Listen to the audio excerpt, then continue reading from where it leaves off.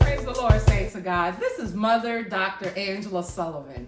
A few weeks ago, my pastor led us in the Lord's Supper during the coronavirus pandemic while we were in our homes. And the Lord laid it on my heart to make this YouTube video to show you how you can make unleavened bread too. Making unleavened bread only has 2 ingredients. But I also put it on my heart when I'm making unleavened bread for the saints, as I used to do in my local church, that I clean everything. When I take it out of my cupboards, I clean it again. For instance, when I took my cutting board out, and I'm just making a small one today, I'm gonna roll my dough on my cutting board. I bleached this and washed it and rinsed it really thoroughly to make sure it was clean. So I clean everything, my workspace and everything before I begin. All you need to do, now I'm gonna make a small one, so I'm just gonna use a 1/2 cup of flour. Measure out, level off this 1/2 cup of flour, and put it into the mixing bowl. Use warm water and just mix it until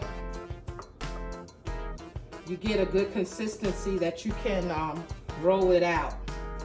Now I just poured a little water in there. You can see I didn't measure, but it's better to put less and add to it as you go, since I don't have like measured out portions. Now if it gets too sticky, just add a little bit of flour. If it's too dry, add a little bit of water till you get it like you want it. Okay, this is coming together really nicely. Now I have some balls here, and I have a nice ball. See, it's not too sticky.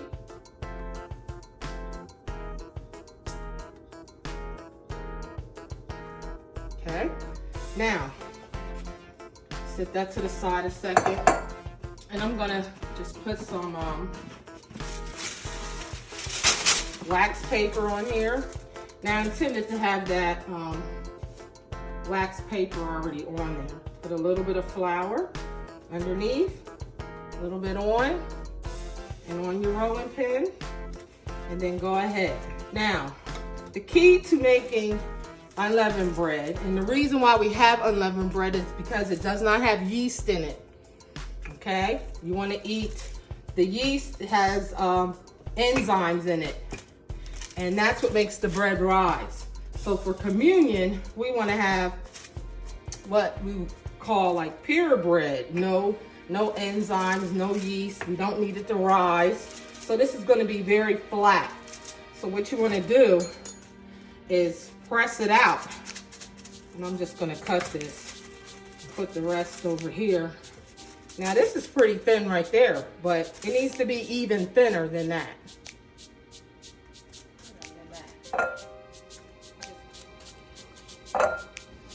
Just keep pressing this out until you almost can't press it no more. You're gonna be surprised at how far this little piece stretches. Now I decided to make a 1/2 cup of flour, but this is gonna end up being a lot of unleavened bread. And it is a good snack. But see, it's getting thin now. Just keep on pressing. Keep on pressing it. Stretching it out. Okay, you can cut. You can cut it. You can cut it. I'll come back in a minute. Get that pressed out. Cut the video. Just keep on pressing it. You can see really good up there. Okay.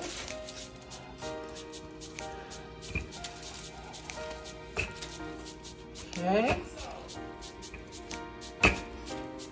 Now, see how that's stretched out? It's pretty thin. Let me see. Let me stretch it out some more.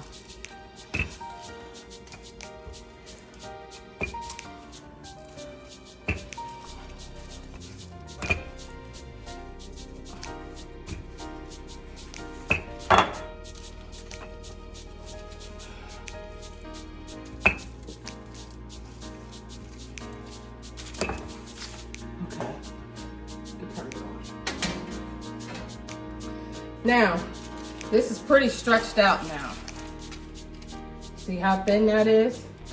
Almost like a slither of paper. It's pretty thin.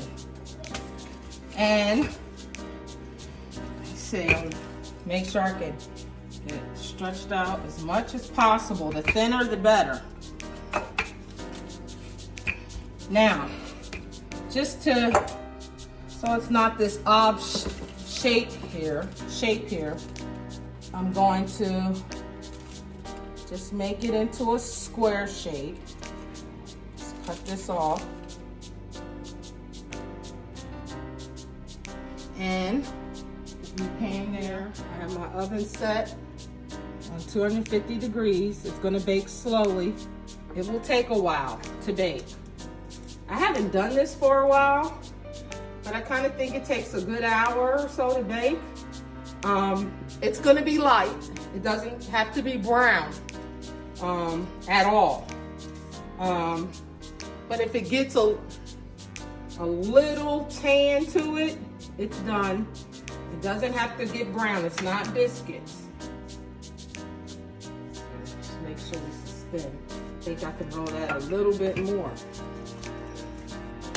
That's the trick into making this. If you're not used to rolling dough, this can go pretty thin. And that's what you want to do. You want to get it thin. Okay, starting to break. Okay. All right, now, you don't need to put anything on your pan at all. Take your dough, lay it on the pan, and I'm gonna put it in the bottom shelf of the oven. And it is 210. So I will be back when the bread is done so you can see the outcome. This bakes for 50 minutes. And it's nice and crisp. It's not golden brown. It's still light, but it's hard. It's done.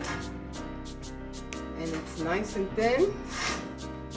So I don't have any of those pretty white napkins that we use at the church. But we take the bread and we wrap it up. And then we break it. After we pray over it. Then